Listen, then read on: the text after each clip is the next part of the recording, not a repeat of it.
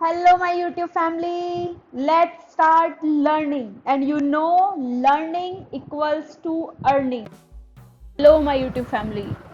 तो हम अपने डेवलपमेंट प्रोसेस को स्टार्ट करने से पहले ये देखते हैं कि हमारे डेवलपमेंट प्रोसेस में जब हम सेटअप कर रहे होंगे तो उस टाइम पे हमें किन किन टूल्स की ज़रूरत होती है। सबसे पहले let's see one by one कि क्या क्या चीज़ें, कौन कौन से टूल्स नीडेड होते हैं, ज़रूरी होते हैं, उनका क्या क्या काम होता है। Let's go. तो सबसे पहले देखते हैं कि why we install Java development kit. आपने सुना होगा कि हमको जब हम रिएक्ट नेटिव का सेटअप कर रहे हैं तो उस टाइम पे हमें जावा डेवलपमेंट किट इंस्टॉल करनी होती है अपने सिस्टम में। तो वो क्यों ज़रूरी होती है? तो जावा डेवलपमेंट किट क्या होती है? सबसे पहले क्योंकि हम रिएक्ट नेटिव में एंड्रॉइड और आईओएस के ऊपर डेवलपमेंट कर रहे होते हैं, और एंड्रॉइड जो है वो जावा और कोटलिन लैंग्वेज यूज़ करता है, और जो हमारा iOS है वो ऑब्जेक्टिव सी और स्विफ्ट लैंग्वेज पे काम करता है। तो जब हम रिएक्ट नेटिव के कोड को कंपाइल करते हैं एंड्रॉइड पे, तो हमें जावा की जो जावा डेवलपमेंट किट है उसकी ज़रूरत होती है उस कोड को कंपाइल करने के लिए। तो यही इसका सबसे मेन मोटिव होता है करने का। देखो, ये नोट्स आप चाहे तो इनका स्क्रीनशॉट लेके रख सकते हो अपने पास में। जब आप इंटरव्यू देने जाओगे रिएक्ट नेटिव का, उस टाइम पे आपसे पूछ सकते हैं कि जेडीके क्या होता है, कहाँ यूज होता है।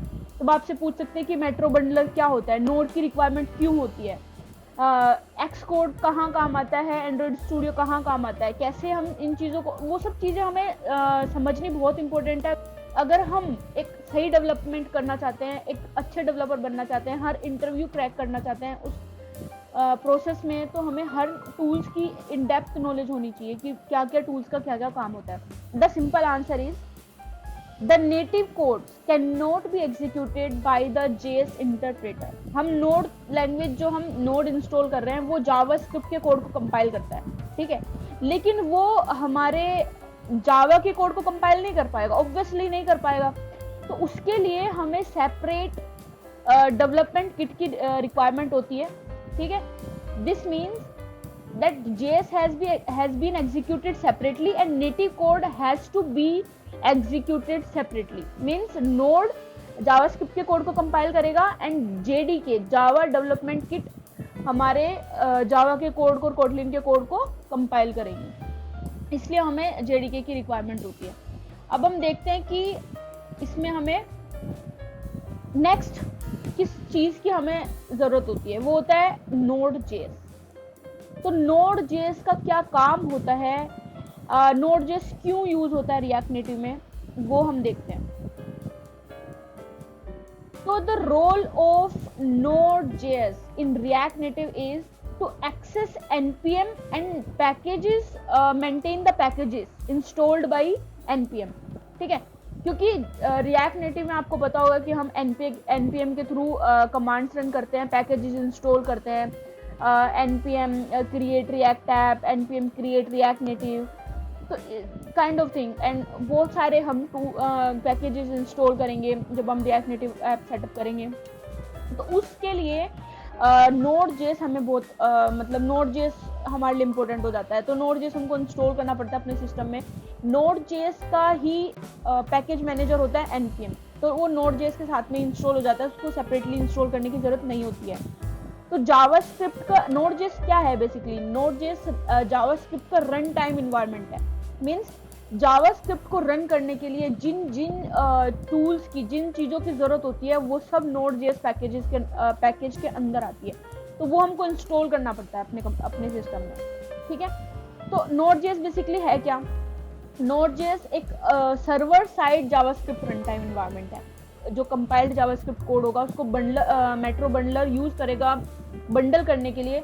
उसके बाद में हमें बहुत सारे टूल्स, जैसे हमारा वॉचमैन है, वॉचमैन क्या करता है, वॉचमैन चेक करता है कि मेट्रो बंडलर ने जो बंडल बनाया है वो हमारे जो इम्यूलेटर है उस पर रन करें, ठीक है। जब भी हम कोई चीज़ चेंज करेंगे और फिर उसको सेव करेंगे तो ऑटोमेटिकली हमारे इम्यूलेटर पे इफेक्ट रिफ्लेक्ट करनी चाहिए।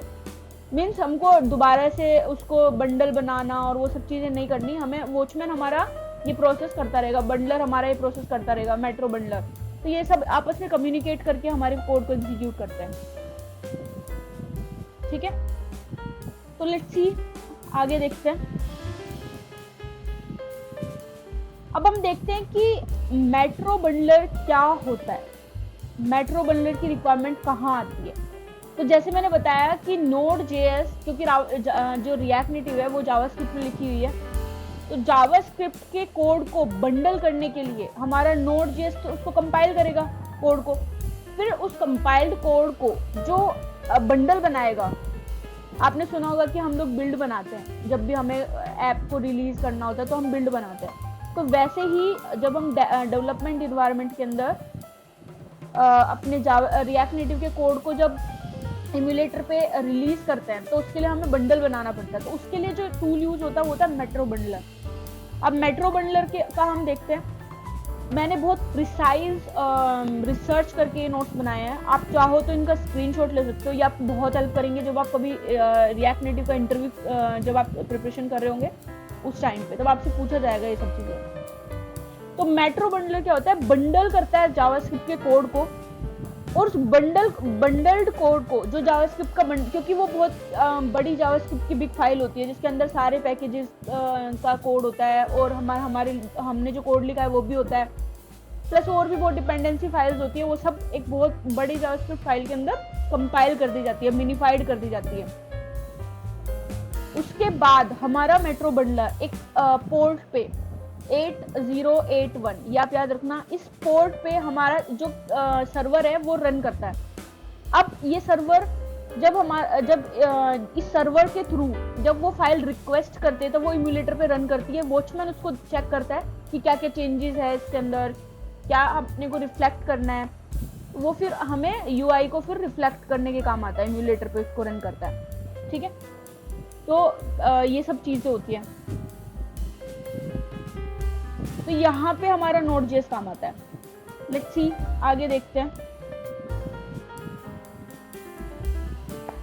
आगे हम देखते हैं कि इंस्टॉलेशन का क्या प्रोसेस होता है। इंस्टॉलेशन का क्या प्रोसेस होता है, सबसे इंपॉर्टेंट चीज कि हमें ये देखना होगा कि हम किस बेस पे काम कर रहे हैं। बेस इन द सेंस कि आप एक्सपो बेस्ड प्रोजेक्ट सेटअप कर रहे हैं रिएक्ट नेटिव का, या फिर react native CLI command line interface जो होता है उसके थ्रू प्रोजेक्ट सेटअप कर रहे हैं। तो जब आप ये चीज देख लोगे कि एक्सपो रिलेटेड है या फिर रिएक्ट नेटिव CLI रिलेटेड है, तो आपको फिर उसका डेवलपमेंट सेटअप जो होगा वो भी अलग अलग होता है, उसका प्रोसीजर अलग होता है। ठीक है, तो सबसे पहले कि हम ये चेक करेंगे कि हम expo based react native project पे वर्क कर रहे हैं या फिर हम react native CLI based project पे वर्क कर रहे हैं। अगर हम react native CLI based project पे वर्क कर रहे हैं तो फिर हमको ये चेक करना होगा कि हमारा जो OS है, हमारा ऑपरेटिंग सिस्टम है, वो कौन सा ऑपरेटिंग सिस्टम है। ठीक है, हम मैकबुक के लिए प्रोजेक्ट सेटअप कर रहे हैं।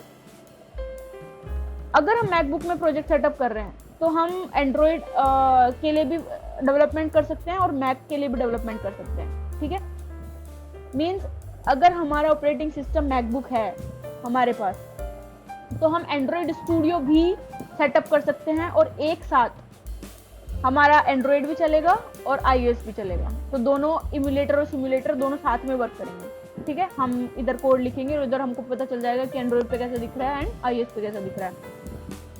लेकिन अगर हम विंडोज पे वर्क कर रहे हैं तो विंडोज के केस में सिर्फ हम एंड्रॉयड का सेटअप कर सकते हैं, हम उस केस में फिर मैकबुक का सेटअप नहीं कर सकते, iOS का सिम्युलेटर रन नहीं कर सकते। राइट, तो ये चीजें होती हैं। अब सबसे पहले चलो, अब देखो, जब हम इतनी चीजें जान लेंगे उसके बाद में हमें देखते हैं विंडोज का जो सेटअप है उसके अंदर हमारे कौन कौन से टूल्स यूज होते हैं। ठीक है, तो what you need when you setup Windows setup, Android studio setup in Windows. Right, तो क्या क्या टूल्स की जरूरत होती है उस टाइम पे। तो सबसे पहले हमें जरूरत होती है नोड के सेटअप की। नोड मैंने समझाई इन डिटेल कि हमें क्यों जरूरत होता है नोड जेएस। उसके बाद हमें जावा डेवलपमेंट किट की जरूरत होती है। जावा डेवलपमेंट किट वो भी हमने देख लिया कि हमें क्यों जरूरत होती है जावा डेवलपमेंट किट की, क्योंकि एंड्रॉयड का हम सेटअप कर रहे हैं। तो एंड्रॉयड के सेटअप करने, एंड्रॉयड के लिए हमको, जो कि एंड्रॉयड जावा पे वर्क करती है, एंड्रॉयड के अंदर जो लैंग्वेज यूज हुई है वो जावा है, तो जावा डेवलपमेंट किट हमको उसके लिए ज़रूरी होती है, उस कोड को कंपाइल करने के लिए, राइट। उसके बाद हमें डाउनलोड करना होता है एंड्रॉयड स्टूडियो। एंड्रॉयड स्टूडियो क्यों डाउनलोड करते हैं? क्योंकि एंड्रॉयड स्टूडियो वो सारे टूल्स, वो इम्यूलेटर, वो हर चीज़ हमको प्रोवाइड, ये पूरा पैकेज समझ लो आप, कि आपको उठा के एक पूरा पैकेज दे दिया जिसके अंदर आपका सिमुलेटर भी है, आपका सारे टूल्स हैं, ग्रिडल है, आपका हर चीज़ वहाँ पे है। जो एंड्रॉयड पे ऐप को चलाने के लिए इम्पोर्टेंट चीज़ें होती है, वो सब कुछ आपके एंड्रॉयड स्टूडियो के अंदर आपको मिल जाएगी, ठीक है। फिर जब आपका एंड्रॉयड स्टूडियो सेटअप हो जाएगा, उसके बाद आपको एंड्रॉयड स्टूडियो के अंदर आपको एंड्रॉयड एसडीके सेटअप करना होता है।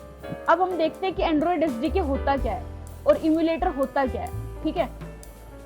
तो एंड्रॉयड स्टूडियो क्या होता है, आपने देख ही लिया एंड्रॉयड स्टूडियो, हमने अभी समझा था कि एंड्रॉयड के ऊपर को अपने कोड को रन करने के लिए जिन टूल्स की हमें जरूरत होती है वो एंड्रॉयड स्टूडियो हो गया।